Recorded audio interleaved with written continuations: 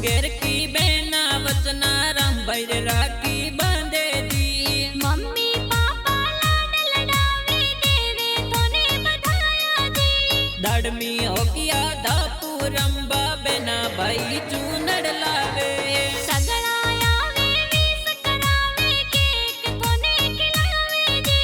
सकारम पापा कोनी देवी मम्मी लाड घना लडावे दी। गिफ्ट लावे सगड़ा आवे देवे घणी बधाया दी। पिंकी भाभी सा नणंद बैरी वाटो जोवे दी।